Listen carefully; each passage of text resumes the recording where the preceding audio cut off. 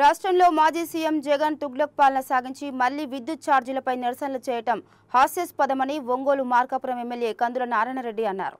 గత ప్రభుత్వం హయాంలో 10 సార్లు విద్యుత్ ఛార్జీలు పెంచి ఏ ముఖం పెట్టుకుని నిరసనలు చేపట్టారని ఆగ్రహం వ్యక్తం చేశారు.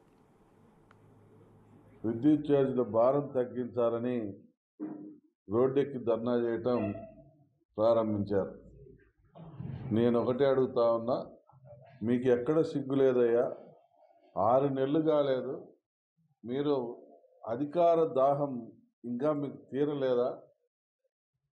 అంత అధికార దాహం పెట్టుకొని అప్పుడే రోడ్డెక్కి ఈ రాష్ట్రాన్ని నాశనం చేసింది కాకుండా, ఈ రాష్ట్రంలో ఎంతో ఆదాయ వనరులుగా ఉన్నటువంటి విద్యుత్ రంగాన్ని నాశనం చేసింది కాకుండా, మళ్ళా విద్యుత్ రంగాన్ని మీరేదో ఉద్ధరించిన వాళ్ళ మాదిరిగా మేమేదో మా ప్రభుత్వం ఏదో విద్యుత్ రంగాన్ని కుదేలకు పాలు చేసిన విధంగా మీరు రోడ్డెక్కారు.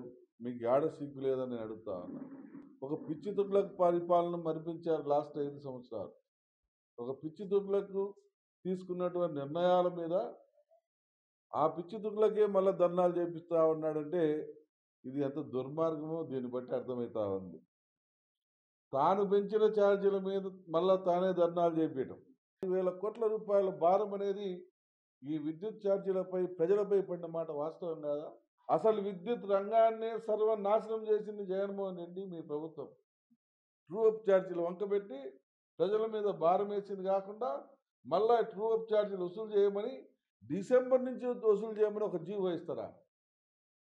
డిసెంబర్ అంటే 2023 డిసెంబర్ నుంచి వసూలు చేయాలా అని చెప్పి పెట్టింది ఎవరు? మీరు కాదా? మీరు పెట్టిన ఆచరణల వల్లనే ఈరోజు ప్రజలకు భారమైంది. అది 1,29,000 కోట్లు మొత్తం